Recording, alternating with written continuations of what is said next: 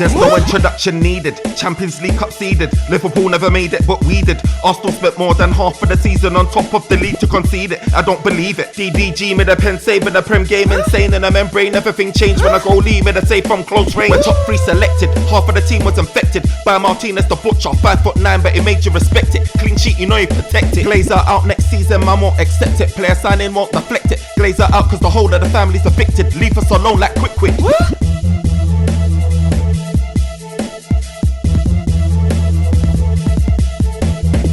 Yo, this is the OT99 Banter Room where opinions are shared and smoke gets served. It's your boy Firms, and I'm going to wrap up today's game. Manchester United are currently sitting pretty at third, 75 points in the bag, 4 points clear of Newcastle, 9 points shy of Arsenal. Look, this ending doesn't reflect how the season has gone. This has been a painful season, but also a joyous season. There's happiness in it, and there's turmoil in it, and there's just all sorts in it. Look, where do I start? Look, Manchester United has qualified for the Champions League, as you know, but one thing we wanted to do is finish the season strong. Look, we finished third place above Newcastle. Look, we can't have Newcastle finishing above Manchester United.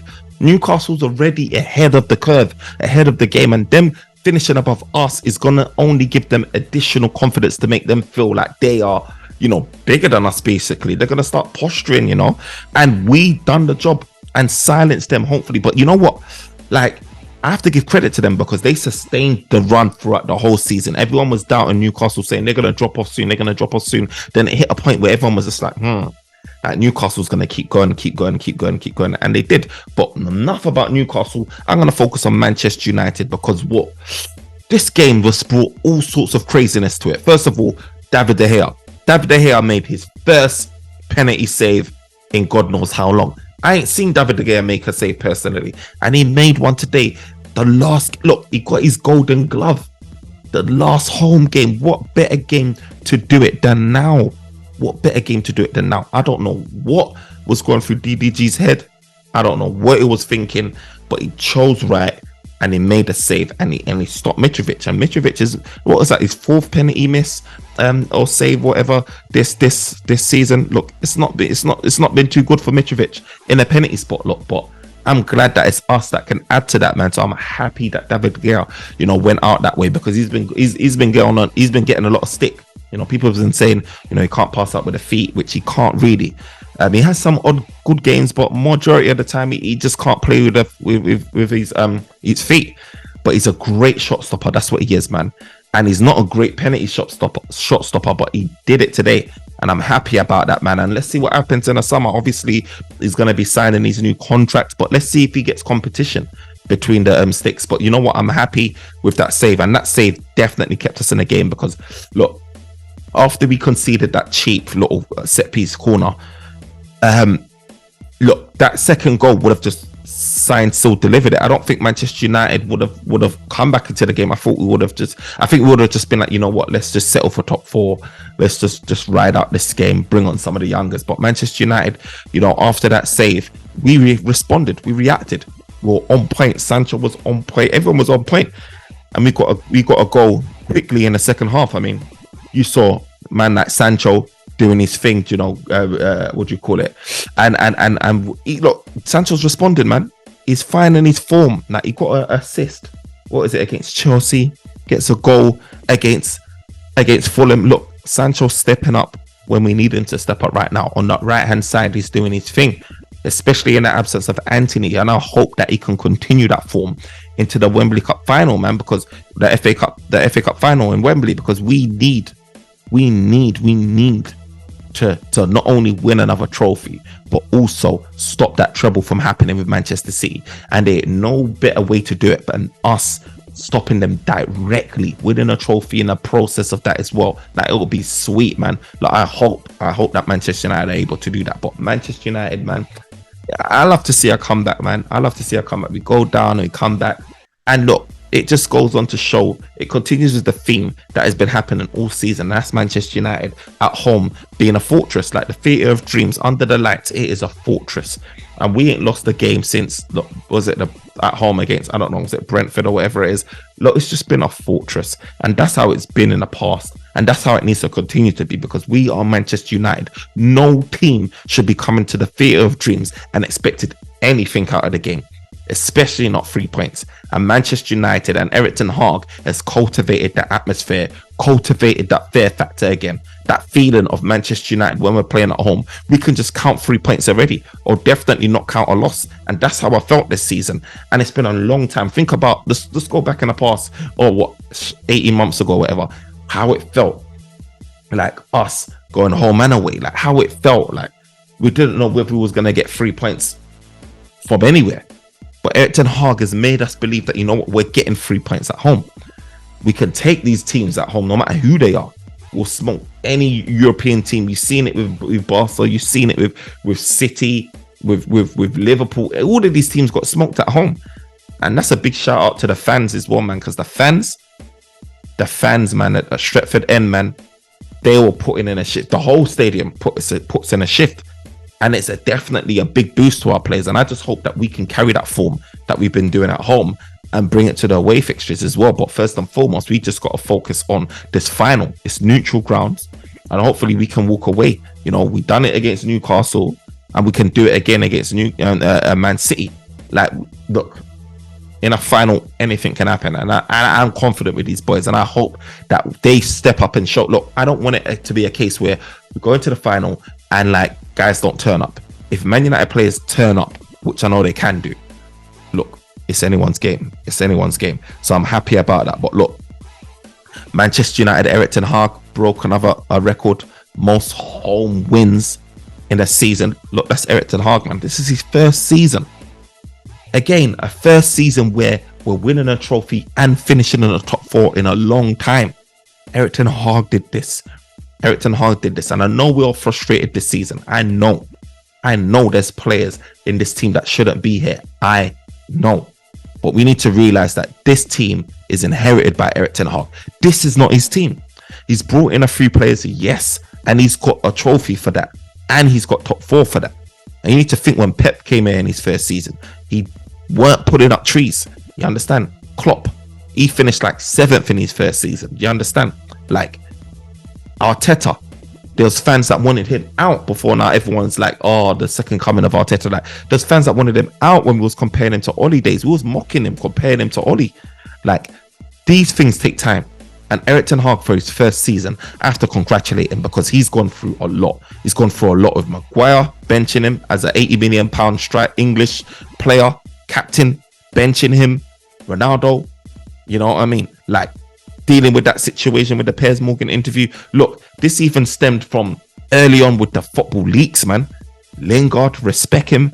But you know what I mean? Like, Henderson, like, we was thinking, who's this leak? Where's these leaks coming from? Where's these leaks coming from? Look, certain man got cleared out clearly because the leaks are stopped. You know what I mean? These man got cleared out, the leaks have stopped, and he's helped stem that. He's helped refocus our minds on football and refocus on minds on, and refocus the players' minds on like earning their spot in the team, not just expecting it. Do you know what I mean? Anyone could get it in this team under Erik ten Hag. Anyone could get benched. Rashford got benched when he turned up late to training. Like, anyone could get benched. But last year, you know, we thought, oh, that's Erik ten Hag's boy. He's going to be playing many games. The minute he started having a poor form, he got benched. Shaw got brought in, and we all know what Shaw's been doing this season. And like, anyone can get it. No one is safe, and that's what I really like about Erik ten Hag, because it's not like how it's been in the past where, you know, players guaranteed to start week in, week out. That's not like that. It's not like that this season. And I hope that we can get the squad depth where these men are really on their toes, because at the end of the day, like, let's be honest, Rashford was our only goal scorer, and he's had a hell of a season. 30 goals in a season. He's had a hell of a season. His best goal scoring season ever. But we need to realize that when Martial wasn't available for majority of the season and Weghorst had to step in, we were looking at Rashford, yeah, thinking, look, your only primary source of goals. So in a way, Rashford was like kind of a shoo-in and start like guaranteed. But next season, when we bring in firepower, I'm hoping we bring in firepower, whether it be Osimhen or Kane. I don't even want Rashford thinking that he can be a shoo-in in this team. I want every single player working their socks off to maintain a spot in this team. Like City, you see them, man, guys like Foden hold them bench Guys like Gundogan at times holding bench. Grealish holding bench. Grealish has had an amazing season for City. These men are on their toes. And that's how a Manchester United squad needs to be, on their toes. But I can't continue this video without giving a big shout out to Fred. Who saw that pass from Fred? That has got to be the best pass of the season. And we've had some really good assists this season. And Fred is up there, because that pass where he done that cut through the defense, bro. This is what I mean with Fred. Fred's one of those players where like he had like, this is what he does. This is what Fred does, and he will confuse the guy for a second, then go in the next game and have a poor game. But I hope that isn't the case, like I said, because we're up against City and we need Fred to be marking the life out of Kevin De Bruyne. Do you know what I'm saying? We need him. We really, really need him. So I hope that he sustains this good form going into the next game. But you know what? That assist was up there. It was up there. Split the defense wide open. Fulham's defense wide open. And you know what? Bruno's finish. The way he took that, it was like FIFA. Controlled it. Little shimmy. Dink. Like, that is how you finish. That is how you finish. And look, Manchester United haven't been known to be clinical like that all this season. We be missing chances, be missing sitters. Like, look, Weghorst. Like, what is going on with Weghorst? He comes on.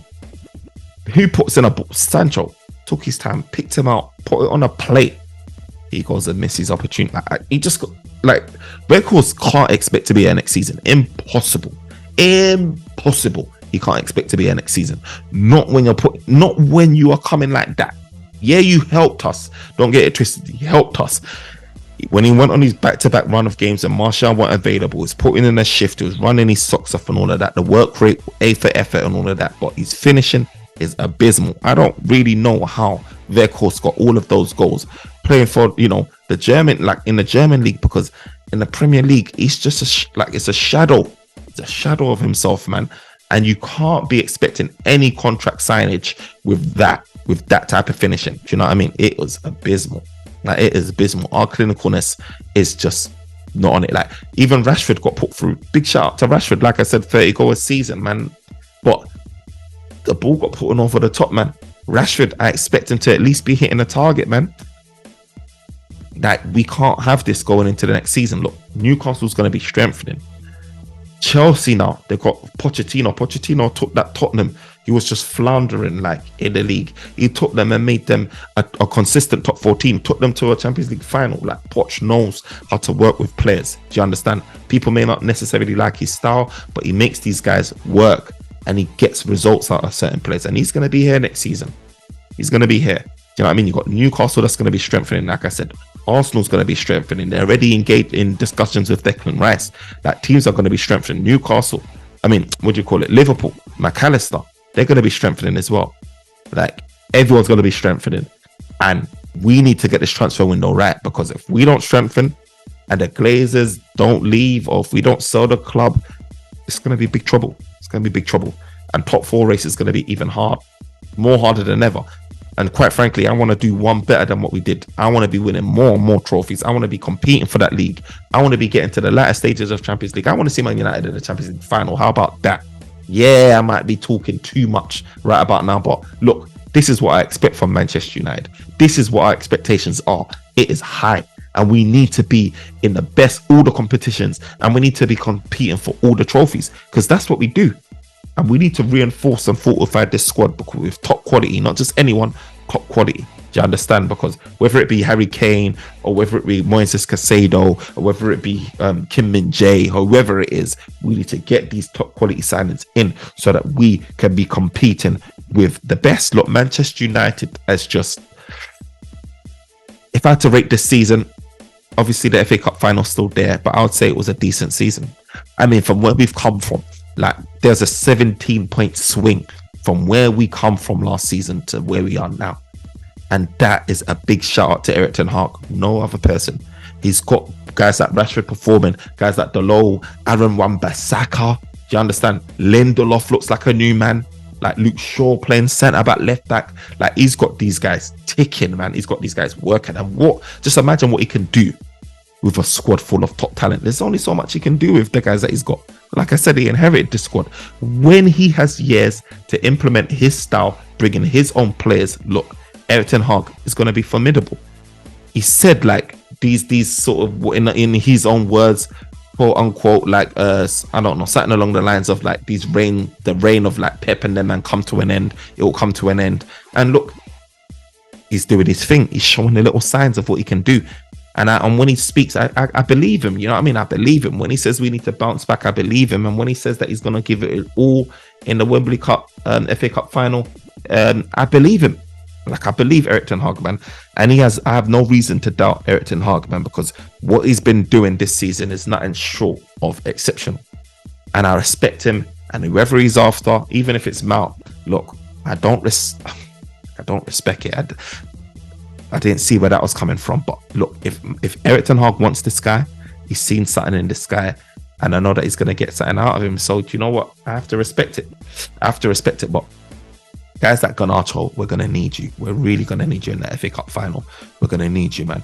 But these guys like Casemiro, I'm so happy he's fit because he's been holding down that midfield, man.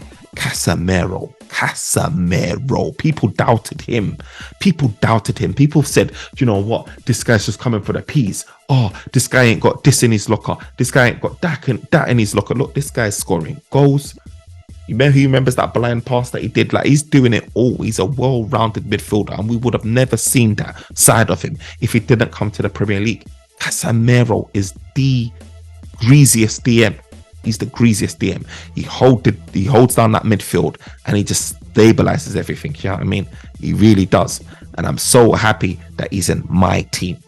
And we can't let these guys like Varane and Casemiro and anything like that retire or end their careers without getting a Premier League, man, without getting major honours, because they deserve it and they deserve that new challenge. They left for a reason. You understand? And now in Manchester United, it's our time. It's our time. So I'm hoping the second stage of this rebuild is successful, and I hope our team gets sold so we can push on, man, because we've got big plans. Look, Manchester United finished third. Liverpool's playing Europa League on Thursdays. They are going to feel it. Yes, I'm so happy about that. Arsenal. Look, I don't even know who the bigger bottlers are, because there's Arsenal, clearly. There's Chelsea spending 600 million and not even making it in the top half of the Premier League. If you go across other leagues, there's Dortmund, one game to play, they just flunked it. Like, it's been a season of just balls. Tottenham, like, you name it. But I'm glad Manchester United is not in that category. Like, whatever happens in that FA Cup final, like, Manchester United, I can still say, do you know what, we made significant progress. We still got silverware in the cabinet. We're still in Champions League, our main objectives, you know what I mean? So I'm happy regardless, but good, it's not good enough, man. Erik ten Hag, in his words, good is not good enough. And we're going to go to Wembley and we're going to enter the FA Cup final and we're going to be looking to lift another trophy, bruv. And if we win another trophy, look, our season, you have to say, it's been very successful, more successful than Arsenal's. Definitely, if FA Cup, people are questioning that it's more successful now, but definitely it will be if we win an FA Cup. Look, no one cares about, you know, finishing second and you doing well and, you know, closing gaps or whatever. Like, no one cares about that. No one's going to remember that. People are going to remember that Manchester United finished in Champions League and won 2 trophies, and stopped City from winning a treble. If they managed to accomplish all of that, that's what they're going to remember. So look, we roll on, man. Roll on the final. But you know what? I'm happy either way, man. I'm happy either way, because I have to acknowledge that, you know, first season, Rome weren't built in a day. You know what I mean? Old Trafford, like, refurbishments ain't gonna get built in a day. Like, we need to be patient with Erik ten Hag. We need to take our time, and impatient with the Glazers, because we need them out, and we need our Farney in, so we can start spending that real P and developing this stadium, developing the squad, developing the surrounding area, developing the female team, developing everything. You understand? And turning us back into the fortress, the beast, the monster that the Manchester United is. You understand? But anyway, you know what? We have to wrap it up there.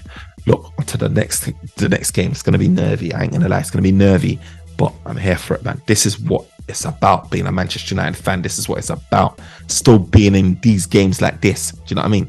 This is what it's about. When the season's done, we're still looking forward to cup games. That is what Manchester United's about, and long may it continue. But who my man of the match was today?